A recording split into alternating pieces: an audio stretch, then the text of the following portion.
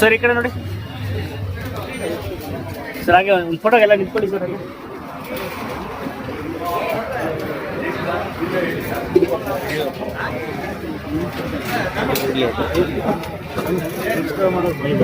ನೀವು ನಮಸ್ಕಾರ ಮಾಡ್ಕೊಂಡು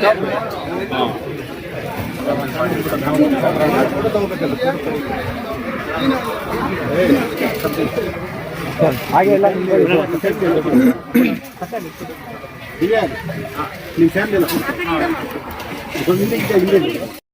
ಮೇಡಮ್ ಇಲ್ಲಿ ನೋಡಿ ಎಲ್ಲ ಸರ್, ಹಾಗೆ ರೀ ಸೊನ್ನೆ ಹಾಗೆ ರೀ. ಆರ್ ರಾಮೇಗೌಡ ಅಂಡ್ ಸನ್ಸ್ ಆ ಹೆಸರಿನಲ್ಲಿ ಫ್ಯೂಯಲ್ ಸ್ಟೇಷನ್ 4ನೇದು ಬೆಂಗಳೂರಿನಲ್ಲಿ, ಮುಳಬಾಗಿಲಿನಲ್ಲಿ ಇದೆ. ಇದು ಮತ್ತೆ ನ್ಯಾಷನಲ್ ಹೈವೇನಲ್ಲಿ ಹೋಟೆಲ್ ಇದೆ. ಇದು ನ್ಯಾಷನಲ್ ಹೈವೇನಲ್ಲಿ ಬಹಳ ದೊಡ್ಡದಾಗಿ ಬಹಳ ವ್ಯವಸ್ಥಿತವಾಗಿ ಅವರ ಮಕ್ಕಳು ಅಣ್ಣವ್ರ ಹೆಸರು ರಘುಪತಿ ಗೌಡ್ರು ಎಲ್ಲರೂ ಬಹಳ ಅವಿಭಕ್ತ ಕುಟುಂಬ.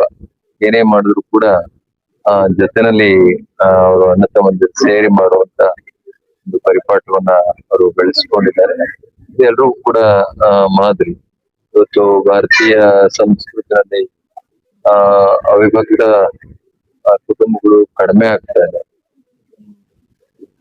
ಬಹಳ ಈ ದಾಯಾದಿ ವೈಷಮ್ಯಗಳು, ಕಲಾಗಳು ಇದನ್ನೆಲ್ಲ ನಾವು ನೋಡ್ತಾ ಇರ್ಬೇಕಾದ್ರೆ ಇಂಥ ಕುಟುಂಬಗಳನ್ನ ನೋಡಿದಾಗ ಬಹಳ ಸಂತೋಷ ಆಗ್ತದೆ. ಇದರಿಂದ ನಾವೆಲ್ಲ ಬರುವಾಗ ಏನು ತಗೊಂಬರಲ್ಲ, ಹೋಗುವಾಗ ಕೂಡ ಏನು ತೆಗೆದುಕೊಂಡು ಹೋಗೋದಿಲ್ಲ.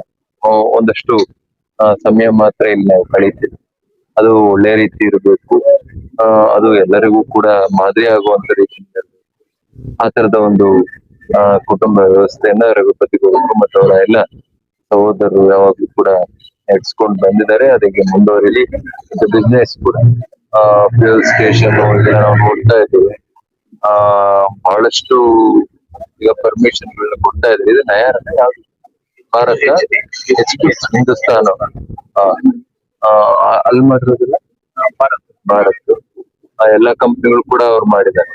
ಭಾರತ್ ಇದೆ, HP ಇದೆ, ಇಂಡಿಯನ್ ಇದೆ, ಎಲ್ಲಾ ಕಂಪನಿಗಳು ಕೂಡ ಅವರು ಪರ್ಮಿಟ್ ತಗೊಂಡು ಬಂಕ್ಗಳನ್ನು ಮಾಡುವಂತ ಕೆಲಸವನ್ನ ಮಾಡಿದ್ದಾರೆ. ಗ್ರಾಹಕರಿಗೆ ಉತ್ತಮವಾದಂತ ಸೇವೆ ಕೊಡೋದು ಬಹಳ ಮುಖ್ಯ. ಇವತ್ತು ಫ್ಯೂಯಲ್ ಸ್ಟೇಷನ್ಗಳಲ್ಲೂ ಕೂಡ ಗ್ರಾಹಕರಿಗೆ ಮೋಸಗಳಾಗ್ತವೆ ಅಂತ ನಾವು ಕೇಳಿದ್ದೇವೆ. ಹಾಗಾಗಿ ಅವರು ಆ ಉತ್ತಮವಾದ ಸೇವೆಯನ್ನು ಕೊಟ್ಟಿರೋದ್ರಿಂದಲೇ ಈ ಒಂದು ಕ್ಷೇತ್ರದಲ್ಲಿ ಇದೊಂದು 4ನೇ ಬಂಕ್ ಆಗ್ಲಿಕ್ಕೆ ಕಾರಣ. ಅದನ್ನ ಅವರು ಚೆನ್ನಾಗಿ ನಡೆಸ್ಕೊಂಡು ಹೋಗ್ಲಿ ಆಗಿ ಅಂತ ಹೇಳಿ ಮುಂದಿನ ದಿನಗಳಲ್ಲಿ ಬೇರೆ ಬೇರೆ ಉದ್ಯಮಗಳಲ್ಲಿ ಕೂಡ ಅವರು ಕಾಲಿಟ್ಟು ಅದರಲ್ಲೂ ಕೂಡ ಯಶಸ್ವಿ ಆಗಿ, ಮತ್ತೆ ಎಲ್ಲಿ ಶ್ರದ್ಧೆ ಇರ್ತದೆ, ಎಲ್ಲಿ ಪ್ರಾಮಾಣಿಕತೆ ಇರ್ತದೆ, ಅಲ್ಲಿ ಈ ತರದ ವ್ಯವಹಾರಗಳು ಅವರು ಕೈ ಹಿಡಿಲಿಕ್ಕೆ ಸಾಧ್ಯ ಆಗ್ತದೆ. ಹಾಗಾಗಿ ಶ್ರಮ, ಶ್ರದ್ಧೆ ಮತ್ತು ಪ್ರಾಮಾಣಿಕತೆ ಯಾವುದೇ ಮನುಷ್ಯನ ಜೀವನದಲ್ಲಿ ಬಹಳ ದೊಡ್ಡ ಪಾತ್ರವನ್ನ ವಹಿಸ್ತದೆ. ರಘುಪತಿ ಗೌಡ್ರು ಮತ್ತು ಅವರ ಸಹೋದರರು ಅದನ್ನ ಅವರು ಅಳವಡಿಸಿಕೊಂಡು ಬಂದಿದ್ದಾರೆ. ಮುಂದಿನ ದಿನಗಳಲ್ಲಿ ಕೂಡ ಅವರು ಅದನ್ನು ಮುಂದುವರಿಸಿಕೊಂಡು ಹೋಗಿ ಇನ್ನು ದೊಡ್ಡ ಮಟ್ಟದಲ್ಲಿ ಉದ್ಯಮಗಳನ್ನ ಸ್ಥಾಪನೆ ಮಾಡಿ ಉದ್ಯೋಗ ಅವಕಾಶಗಳನ್ನ ಎಲ್ಲರಿಗೂ ಕೂಡ ನೀಡುವಂತ ಆಗ್ಲಿ ಆಗಿ ಅಂತ ಹೇಳಿ ತುಂಬ ಹೃದಯದಿಂದ ಹಾರೈಸ್ತೇನೆ.